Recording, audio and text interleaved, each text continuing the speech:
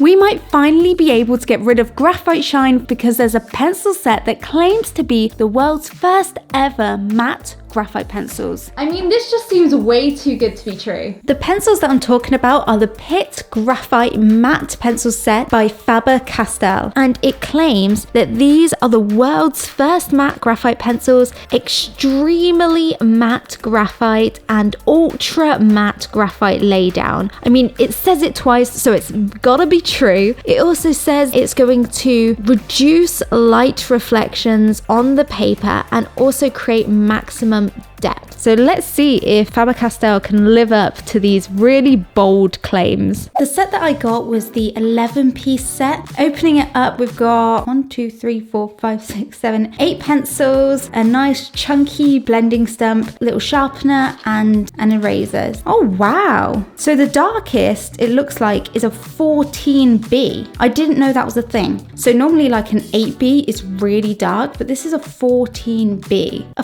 14B. So HB is our lightest, which is okay. Most of the time you can get away with using a HB for the lighter values just by pressing a little bit lighter with your pencil. But you can tell that the actual graphite looks a little bit more matte. It's not shiny. This is a drawing that I did years ago, back when I actually used to use graphite. And the reason that I stopped using graphite is because you can see that so easily it shines. Like you can just see how much this drawing is reflecting that light. I really don't like this because I think it completely destroys the realistic element of a drawing. As always, when we have a new supply, the first thing that I do is swatch everything. This just gives me a sort of first impressions of the capabilities of the supplies and how dark they can each go. We've got a nice range of colors in just those 3 pencils. And here we have the darkest pencil, the 14B. And honestly, from these swatches, everything's looking pretty good. I can't see any obvious shininess. This is looking promising and I'm happy with what I'm seeing so far. With my pencil drawings, I use so many different techniques. So it's important that the pencils I use can handle blending and that they erase really well. I'm starting off by using this blending stump to blend out some shading. Okay, so no problems with blending. What about erasing?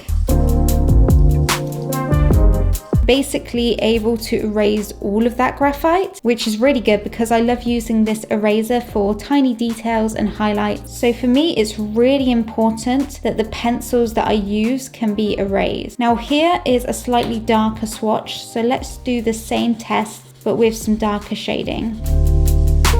Let's see just how dark we can get it. Moment of truth. Okay, that really easily erases too, especially considering how dark that shading is. I love using this technique for really tiny hairs and especially for adding texture to my drawings. And I will also say that from first impressions, these pencils are laying down nice and smooth. It's really nice. I'm liking them a lot.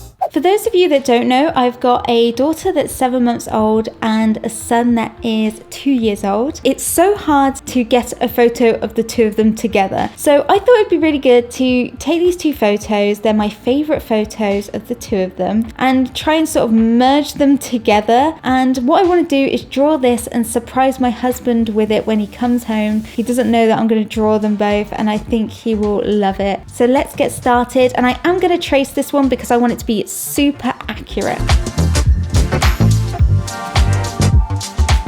For this drawing, I chose to use the Fabriano Artistico watercolor paper, and this was the hot press paper. And I've just found in the past that when I do graphite drawing or charcoal drawings, I find that the results are a little bit better when I use watercolor paper because they can take a lot of layers and it's just really good at holding onto that pencil, and the colors show up a lot richer and darker because it can hold so much pigment. And straight away, I was really impressed at how well these pencils held their point. I really didn't have to sharpen these pencils very much at all, and normally with graphite pencils, especially the softer pencils like your 6B, 8B, they sort of wear down quite a lot and you need to sharpen them so much. But with these, I wasn't really having to sharpen them that often because they were really firm. They had quite a hard lead. I would definitely say they reminded me of like the Faber Castell polychromos in the way that they felt when they layered down. They had that sort of hard, sort of waxy, oily feel to them. They weren't really like carbon or charcoal pencils. They weren't that sort of chalky feel. They did have more of that colored pencil feel to them as I laid them down onto the paper. For me, who loves using colored pencil, this was great. I really enjoyed using these pencils and shading with them. Another thing that I loved about the pencils is that they weren't gritty. They didn't have any little bits in them or any sharp bits in the graphite. Sometimes when you use graphite pencils and you're shading with them, you can get a really sharp little gritty sort of pieces in the lead. I don't know what they are, but they can sometimes scratch your paper, and that can be really annoying and can ruin your paper or just ruin the look of a drawing. But these were so sort of smooth going down onto the paper, and I didn't have any issues with them. They were just a dream to layer, really. When I started to blend out my first layer of shading is when I sort of encountered the first thing that I didn't like about this pencil set, and that was the blending stump, because it just felt quite hard, and when I tried to blend with it, it wasn't blending very well, and I thought that it'd be really easy to damage my paper with this blending stump. So what I actually did was I lightly rubbed it on my sandpaper block, and that just sort of roughed it up and made it a bit smoother and a lot softer to blend, and I found that after that it did blend out a little bit better. But I used the tissue mainly to blend the skin in this case, and just used the blending stump to blend out the smaller details like the nostrils, the eyes, the lips, and all of those tiny little areas that it's just a lot easier to blend and have control with the blending stump than using tissue, which is just better for those larger areas like the skin. To add highlights to this drawing and little details and textures, I love using erasers. I use a stick eraser for more of the sort of fine details and adding in that texture, but I also use a kneaded eraser for more soft, subtle highlights where there's highlights on the nose, and in general, if I'm adding little highlights to the skin, I like to use a kneaded eraser. I was really loving how my baby girl was turning out, and I was so excited to just jump in and draw my son. I do love starting with the eyes because I definitely think that the eyes are the most recognizable feature of a face, and I like to do them first because if they look good, then I know that the drawing is on the right sort of track and that it's going to turn out well. But that's really just a sort of preference thing. It's completely up to you where you choose to start a drawing.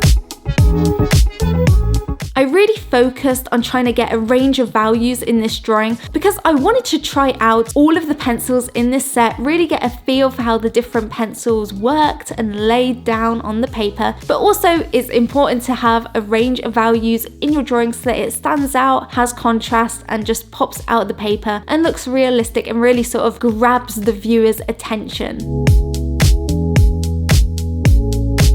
I'm definitely most excited to draw my son's hair. I started using a HB and 6B to draw in the main sections of hair, and then I blended that all out using the blending stump, and this will just help give us a nice base layer to build off of. I just wanted to get rid of all of the white of the paper and sort of add a tonal value to the entire hair, because when I draw hair I use the stick eraser a lot to pull up texture and pull out details. For that to work, I need to get all of the hair a little bit darker than I want it to look at the end, so that when I pull out details with the stick eraser, they actually will show up. It's really so sweet seeing this drawing come together of my two babies. Normally I'm drawing something that I don't really have that much of a connection to. It just felt so special to me, and I really enjoyed the whole process of seeing my children come to life on the paper. And I think this experience just made me realize how much more passionate I am about a drawing if I do have a connection with the photo. And I know that sounds super obvious, but I think I'm just really starting to realize how much my enjoyment for art and for drawing is tied to my subject matter. And I'm just finishing off some details, but what I'm most excited to see is whether this drawing is actually going to shine.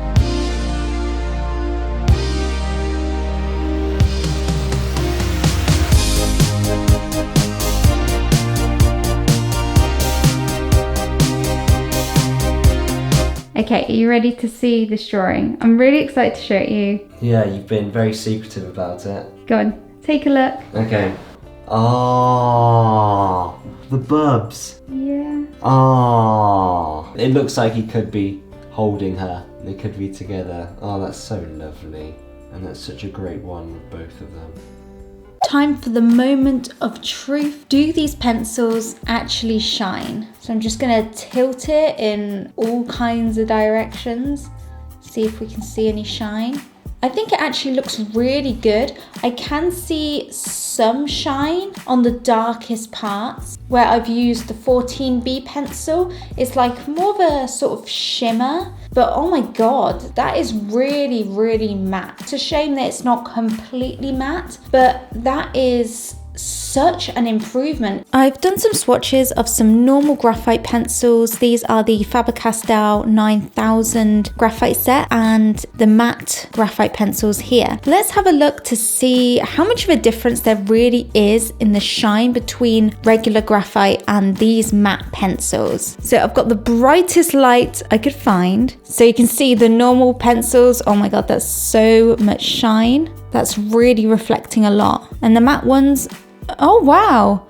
Oh, there is a massive difference actually. You can see that the matte pencils still sheen a little bit. There's a little bit of a shimmer there, but oh my God, they're nowhere near as shiny as the regular graphite pencils are. These are definitely going to be my new favorite set of graphite pencils. If you see me doing graphite drawings, I'll be using these. But if for some reason these aren't an option for you and you still want to get rid of lots of shine in your drawings, then make sure to check out this video where I went through lots of other things that I do to actually reduce or completely eliminate shine in my pencil drawings. Thank you for watching and I'll see you in the next video. Bye everybody.